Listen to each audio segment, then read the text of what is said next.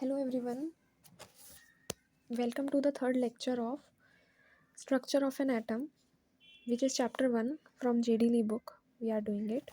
और ये third lecture है और ये कंटिन्यूएशन है पिछले 2 लेक्चर्स का, और इसमें हम पढ़ेंगे about quantum numbers. So quantum numbers are used to describe the position of orbital in the space and electrons in the space. ठीक है, और हमने जो पढ़ा था लास्ट टाइम भी किया था हम लोगों ने कि क्वांटम नंबर्स को एक बार फिर से रीड कर लेते हैं. These are the parameters which are required to characterise an orbital और an electron. There are 4 different quantum numbers which are named as follows, जो कि ये चारों हैं. उसके बाद में एक ऑर्बिटल के को डिस्क्राइब किया जा सकता है फर्स्ट 3 क्वांटम नंबर से, और इलेक्ट्रॉन की पोजीशन को डिस्क्राइब करने के लिए हमें फोर्थ क्वांटम नंबर जो कि स्पिन क्वांटम नंबर है उसका भी यूज़ करना पड़ेगा. ठीक है, okay. So the characteristic features of the 4 quantum numbers are described as follows. सबसे पहले आता है principal quantum number. I think थोड़ा सा ब्लर है but it should be visible. This quantum number indicates the distance of an electron from the nucleus. It can have values of 1, 2, 3, 4 up to infinity. तो ये वाला जो quantum number है वो nucleus से डिस्टेंस बताता है इलेक्ट्रॉन का. ठीक है, या किसी पर्टिकुलर ऑर्बिटल का भी कह सकते हैं, लेकिन यहाँ पे इलेक्ट्रॉन लिखा है तो हम इलेक्ट्रॉन से ही कंसिडर करते हैं. It can have the values 1, 2, 3, 4. 1 से स्टार्ट होती है इसकी वैल्यू और इन्फिनिटी तक जा सकती है. ठीक है, और इसको रिप्रेजेंट किया जाता है एन से. ओके, तो हमने 3-4 बातें पढ़ी. सबसे पहले जो प्रिंसिपल क्वांटम नंबर है वो क्या बताता है, डिस्टेंस बताता है हमें इलेक्ट्रॉन का, कहाँ से, न्यूक्लियस के सेंटर से. उसके बाद में उसकी वैल्यू 1 से स्टार्ट होती है, इन्फिनिटी तक जा सकती है, और उसको रिप्रेजेंट करते हैं एन से. अब आगे बढ़ते हैं. As the value of n increases the distance of an electron और orbital from the nucleus increases as well as the energy of the electron increases. जैसे जैसे एन की वैल्यू इंक्रीज करेगी जो डिस्टेंस है इलेक्ट्रॉन का या ऑर्बिटल का न्यूक्लियस से वो भी इंक्रीज़ करेगा. ठीक है, यानी कि वो दूर होता जाएगा. जैसे जैसे n 1 से 2 हो जाएगा तो उसका डिस्टेंस जो है न्यूक्लियस से और थोड़ा दूर हो जाएगा. ठीक है, ऑर्बिटल का या इलेक्ट्रॉन का. और उसके साथ साथ इलेक्ट्रॉन की जो एनर्जी है वो भी इंक्रीज़ करेगी. जैसे अगर 3 वाले उसमें अगर हमारे पास n की वैल्यू 3 है तो वहाँ पे इलेक्ट्रॉन की एनर्जी ज़्यादा होगी कंपैरेटिवली फ्रॉम अ पॉइंट जहाँ पे n की वैल्यू 2 है. ठीक है, थोड़ा सा और पढ़ते हैं. Principal quantum numbers having different values of n are also considered as different energy shells which are represented as follows. ठीक है, सो इसमें सबसे पहले n1 है तो एनर्जी शेल को k बोलते हैं, n2 है तो एनर्जी शेल को l से डिनोट करते हैं, n3 है तो एनर्जी शेल को m से डिनोट करते हैं, n4 है तो एनर्जी शेल को कैपिटल N से डिनोट करते हैं, n5 है तो एनर्जी शेल को O से डिनोट करते हैं. This is all about principal quantum number. You can read it once again. Okay, pause लेके आप रीड कर सकते हो. उसके बाद में we have azimuthal quantum number and इसको L से रिप्रेजेंट किया जाता है. The quantum number that indicates the shape of an orbital and can have values from 0 to n-1 for a particular value of n. Okay, so ये quantum azimuthal quantum number shape बताता है. जब हमने principal quantum number पढ़ा था तो principal quantum number हमको क्या बताता था, वो हमें डिस्टेंस बताता था इलेक्ट्रॉन या ऑर्बिटल का, कहाँ से, न्यूक्लियस से. ठीक है, और जैसे जैसे 1, 2, 3 वो n बढ़ता जाता था वैसे वैसे डिस्टेंस भी बढ़ रहा था, और उसके साथ साथ इलेक्ट्रॉन की एनर्जी भी बढ़ रही थी. इलेक्ट्रॉन की एनर्जी, न्यूक्लियस की नहीं, इलेक्ट्रॉन की. ठीक है, और उसकी अलग अलग वैल्यूज़ होती थी जो हमने ऊपर पढ़ा. अब एजीम्यूथल क्वांटम नंबर हमें बताता है शेप के बारे में, किसी भी ऑर्बिटल की शेप के बारे में.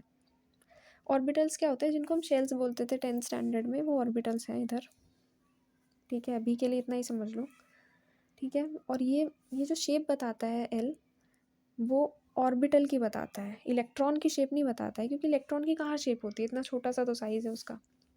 And it can have values from 0 to n-1. उसकी वैल्यू 0 से n-1 तक हो सकती है. थोड़ा सा देखते हैं. जैसे अगर n की वैल्यू 5 है तो वैल्यू ऑफ l कितनी आएंगी, 0 से स्टार्ट होगा और n-1 इज़ 4. 0 से 4 तक जाएगा, यानी कि 5 - 1 = 4। तो 0, 1, 2, 3 एंड 4, ठीक है, ये सारी वैल्यूज़ आएंगी। Each value of l indicates the sub energy level और sub shell within the particular shell और एनर्जी लेवल। जो भी एल की वैल्यू है वो इंडिकेट करती है सब एनर्जी लेवल और सब शेल, ठीक है। ऑर्बिटल के अंदर सब शेल्स होते हैं, ठीक है, यहीं पे आ गया वो। और सब शेल को सब एनर्जी लेवल भी बोलते हैं। वो जो एक एक एल की वैल्यू है, 0 भी एक सब शेल को इंडिकेट करेगी, ठीक है, और 1 भी एक सब शेल को इंडिकेट करेगा। अच्छा, इसको कैसे समझ सकते हैं हम लोग? इसको हम इस तरह से समझ सकते हैं कि जैसे आप कंसिडर करो कि एक क्लास में 10 स्टूडेंट्स हैं, उनका रोल नंबर है 1 2 3 4 5 6 7 8 9 10, ठीक है, इस तरह से। तो टोटल 10 है। अब वो पूरी एक क्लास को रिप्रेजेंट कर रहे हैं। तो यहाँ पे क्लास क्या है? यहाँ पे क्लास को आप समझ सकते हो एज प्रिंसिपल क्वांटम नंबर या ऑर्बिटल। बेसिकली ऑर्बिटल समझ लो, ठीक है। ये 1 2 3 4 5 6 7 8 9 10 ये क्या है? ऑर्बिटल है। ये पूरा का पूरा जो क्लास है, पूरी की पूरी क्लास जिसमें ये 10 रोल नंबर है, वो एक ऑर्बिटल है। और उसका एक इंडिविजुअल बच्चा जो है वो एक सबशेल है, ठीक है, यानी कि उसके अंदर ही प्रेजेंट है, क्लास के अंदर ही वो बच्चा प्रेजेंट है। वैसे ही ऑर्बिटल के अंदर ही सबशेल या सब एनर्जी लेवल प्रेजेंट होते हैं। सो अगर एल की वैल्यू 0 है तो सबशेल का नाम है एस। अगर एल की वैल्यू 1 है तो सबशेल का नाम है पी। अगर एल की वैल्यू 2 है तो सबशेल का नाम है डी। अगर एल की वैल्यू 3 है तो सबशेल का नाम है एफ। अगर एल की वैल्यू 4 है तो सबशेल का नाम है g. The energy of these subshells in a particular shell is, सबसे कम एनर्जी होती है एन एस की। एन एस मतलब एन अगर 5 है तो वो 5s होगा। अगर प्रिंसिपल क्वांटम नंबर 3 है तो वो 3s सब शेल होगा। अगर प्रिंसिपल क्वांटम नंबर 2 है तो वो 2s सब शेल होगा, ठीक है। तो सब शेल और सब एनर्जी लेवल, इसमें जो एनर्जी है सबसे कम होगी एनएस की, फिर उससे उससे थोड़ी ज़्यादा होगी एनपी की, फिर एनडी की, फिर लास्ट में एनएफ की सबसे ज़्यादा, ठीक है। द नोटेशंस, फिर नेक्स्ट आ जाता है द नोटेशंस ऑफ सब energy levels from the spectroscopic terms that were used to describe the atomic spectra and have the following full form. S का मतलब होता है शार्प। ये स्पेक्ट्रोस्कोपिक टर्म से आए हैं ये ऑर्बिटल्स के नाम ना। ऑर्बिटल के जो सबशेल हैं वो हमने कैसे निकाले? स्पेक्ट्रोमेट्री से निकाले। ये एक मेथड है जिसके थ्रू ना हम बहुत छोटे छोटे स्ट्रक्चर्स को पढ़ सकते हैं। इसको हम बाद में पढ़ेंगे डिटेल में। अभी ये उसकी वजह से ये एस नाम है ज़ीरो का। ज़ीरो, अगर एल की वैल्यू ज़ीरो है, अगर सबशेल ज़ीरो है तो उसका नाम एस ही क्यों है, उसका नाम पी क्यों नहीं है? क्योंकि वो इस तरह का दिखता है। जो सबसे कम एनर्जी वाला है वो एस है ना। वो किस तरह का दिखता है? वो शार्प दिखता है। तो स्पेक्ट्रोस्कोपी में क्योंकि वो शार्प दिखता है इसलिए उसको एस डिनोट किया है। उसके बाद में सिमिलरली बाकी को भी इसी तरह से किया है अकॉर्डिंग टू देयर, किस तरह से हम उसको देख पा रहे हैं स्पेक्ट्रोस्कोपिक टर्म्स की उस वैल्यूज से हमने इसको डिनोट किया है। तो S is sharp, P is for principal, D is diffused, F is fundamental और जी जो है वो है जनरलाइज्ड। ओके, अब आ जाओ एस ऑर्बिटल पे। एस ऑर्बिटल की क्या शेप होती है? स्फेरिकली सिमेट्रिकल, ठीक है।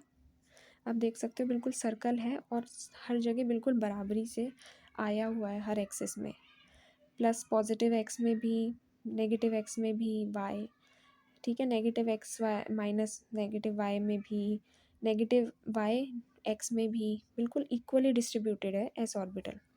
तो इसका डिस्क्रिप्शन क्या है? Spherically symmetrical. ये एजीमुथल क्वांटम नंबर से पता चलता है हमें अलग अलग सब शेल का कैसा शेप है। फिर आता है पी ऑर्बिटल। इनकी शेप होती है dumbbell shaped, you can look at in the diagram. उसके बाद में आता है डी ऑर्बिटल जो कि डबल डम्बल शेप होते हैं, ठीक है। F and G orbitals are of complicated shape and beyond the scope of syllabus, तो वो नहीं कर दिए गए इस बुक में। और श्रोडिंजर वेव इक्वेशन भी हमें नहीं दी गई है, अभी तक तो नहीं आई है। वो मैं आपको अलग से करा दूंगी बाद में जब ये चैप्टर कंप्लीट हो जाएगा। इसके बाद में आता है मैग्नेटिक क्वांटम नंबर जिसको एम या एम एल से डिनोट किया जाता है। This quantum number indicates the possible orientation of an orbital in space. The value of m for a particular value of L varies from plus L to minus L including 0. For example this. Okay, देखो ये जो m है magnetic quantum number है, इसको represent करते हैं m से। ये क्वांटम नंबर इंडिकेट करता है सारी पॉसिबल ओरिएंटेशन जो एक ऑर्बिटल की दिख सकती है। ये ऑर्बिटल भी किस तरह से रिप्रेजेंट किया जा सकता है वो बताता है। सबसे पहले हमने प्रिंसिपल क्वांटम नंबर देखा जो बता रहा था डिस्टेंस के बारे में, फिर एजीमुथल क्वांटम नंबर देखा जो शेप बता रहा था खाली। अब मैग्नेटिक क्वांटम नंबर क्या बता रहा है, ओरिएंटेशन, शेप भी किस तरह की कौन कौन से एक्सिस पे होगी वो बता रहा था। ठीक है, तो the quantum number that indicates the possible orientation of an orbital in space, this is your magnetic quantum number. इसको m से रिप्रेजेंट करते हैं और इसकी वैल्यू प्लस l से माइनस l होती है। जैसे फॉर p ऑर्बिटल 1 होती है वैल्यू, ठीक है, l की। कहाँ से देखा हमने, हमने देखा इधर से, कहाँ गया p ऑर्बिटल, ये रहा। l की वैल्यू 1 है p के लिए और d की है 2 की वैल्यू, l की वैल्यू 2 है d के लिए। तो पहले p ऑर्बिटल का एग्जांपल से सोचते हैं। ठीक है, तो अगर p ऑर्बिटल है तो l की वैल्यू 1 है, तो ये +1 से -1 तक जाएगा। तो +1 आएगा, फिर 0 आएगा, फिर -1 आएगा। तो इसकी टोटल 3 ओरिएंटेशन पॉसिबल है। फिर डी के लिए अगर हम वैल्यू देखते हैं एल की, तो वो 2 आती है, पीछे देखा हमने। तो उसके लिए -2 से +2 तक जाएगा, तो ये आएगा -2 फिर प्लस -1 फिर 0 फिर +1 फिर +2। तो टोटल पॉसिबल वैल्यूज़ कितनी आ गई, 5 आ गई। तो मैग्नेटिक क्वांटम नंबर क्या बताता है, it indicates a possible orientation of an orbital in space. अब इसको बिल्कुल स्टार्टिंग वाली टर्म यानी कि n से कैसे रिलेट करेंगे, प्रिंसिपल क्वांटम नंबर से कैसे रिलेट करेंगे। तो इसमें एग्जांपल दिया हुआ है, अगर l की वैल्यू ऑफ l अलग अलग आएंगी, अगर n की वैल्यू 4 है यानी कि डिस्टेंस हमारा 4 है, तो सबसे पहले वैल्यू आएगी l की 0, क्योंकि l की वैल्यू कहाँ से कहाँ लाई करती है, 0 से n-1, तो ये 0 से 3 तक आएगी। पहली वैल्यू आएगी 0, फिर आएगी 1, फिर आएगी 2, फिर लास्ट में आएगी 3। Possible value of m for 0 is 0, तो टोटल पॉसिबल वैल्यूज़ 1 है। क्यों, क्योंकि एक 0 तो एग्जिस्ट कर रहा है ना, इसलिए। उसके बाद में 1 आता है फॉर p ऑर्बिटल, उसकी 3 है। फिर 2 आता है d ऑर्बिटल के लिए, उसकी 5 है। फिर 3 आता है f ऑर्बिटल के लिए, तो उसकी -3 से +3 तक जाएगी। तो -3 -2 -1 0 +1 +2 +3, टोटल ओरिएंटेशन कितनी हो सकती है, 7।